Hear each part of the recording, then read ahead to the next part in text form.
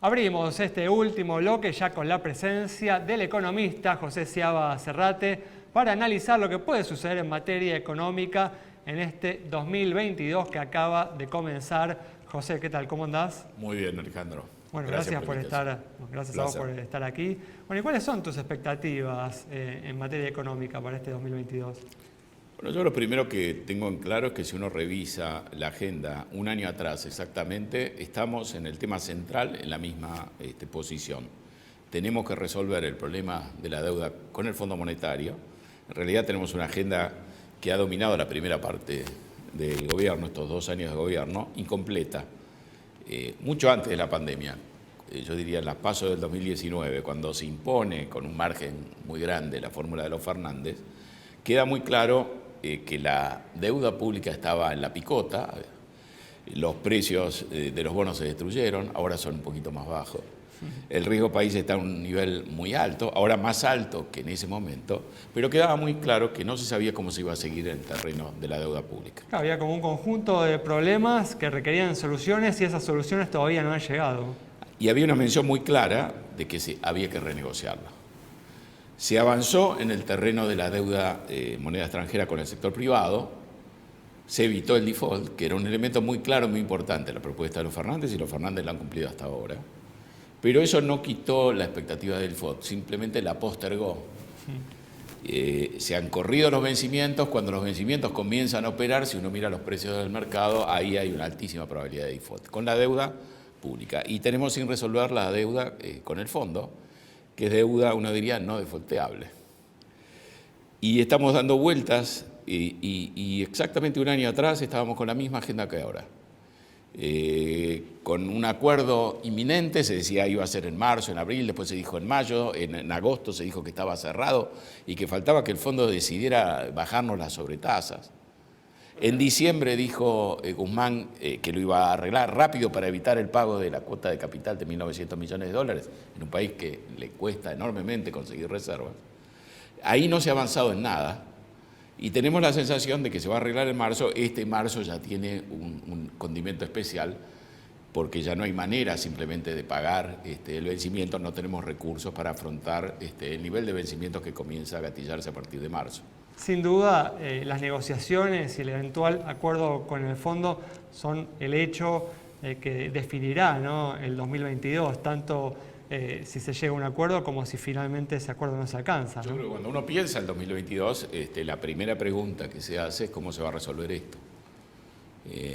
Y quizá la respuesta es, va a haber un acuerdo. La pregunta, entonces, tiene que ser más específica. Pues vos apostás a que va a haber un acuerdo en lo personal. Yo diría lo siguiente, va a haber una crisis antes y después va a venir el acuerdo, o el gobierno va a tener la cintura de hacer un acuerdo y evitarnos una crisis intermedia.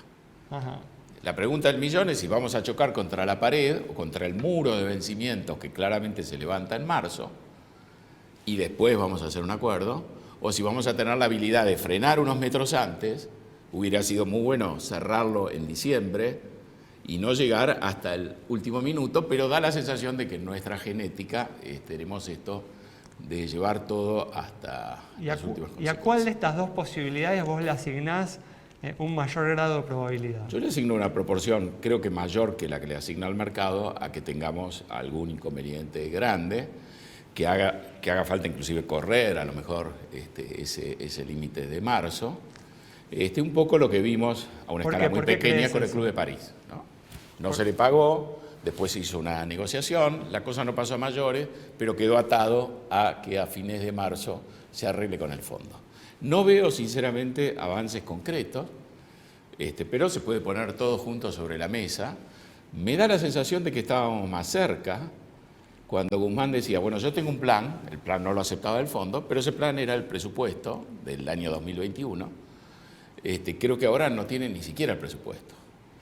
Y la alternativa que planteó con mucha claridad Alberto Fernández el día de la elección fue que íbamos a tener los primeros días de diciembre un programa plurianual que iba a poner en concreto los puntos de entendimiento mínimos alcanzados entre el gobierno y el fondo.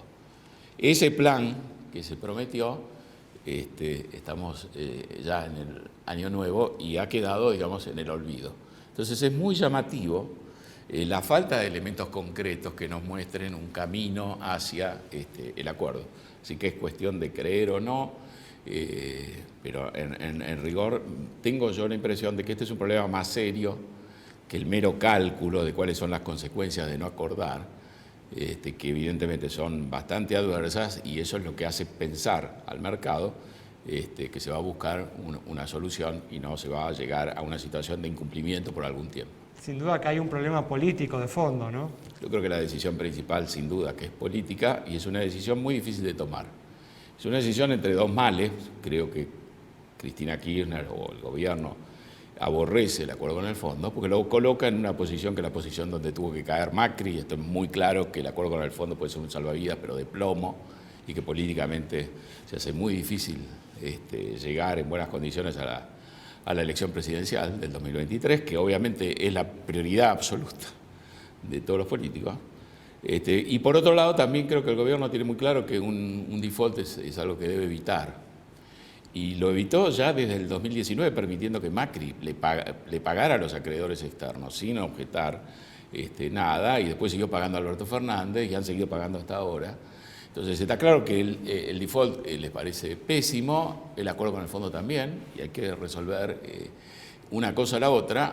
Ha pasado ya mucho tiempo, no se ha tomado esa decisión, y la verdad que esta decisión hubiera sido óptimo tomarla en el 2019 o en el 2020, o mucho antes de la elección, y por una razón, digamos, que uno no termina de explicar, sigue ahí, digamos, vivo y coleando.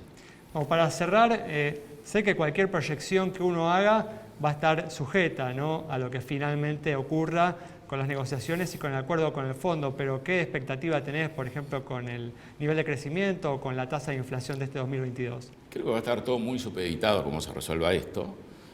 Uno podría imaginar que el 2022 es un año donde va a haber que hacer una inversión de cara al 2023, donde el gobierno debería tratar de ordenar un poco la situación, salir de esta especie de agonía, resolver este problema, pagar algunos costos políticos y llegar con un margen de maniobra mejor para hacer una plataforma que sea decente y que tenga chances competitivas en el plano político, donde realmente importa, que es, yo diría, la segunda mitad del 2023.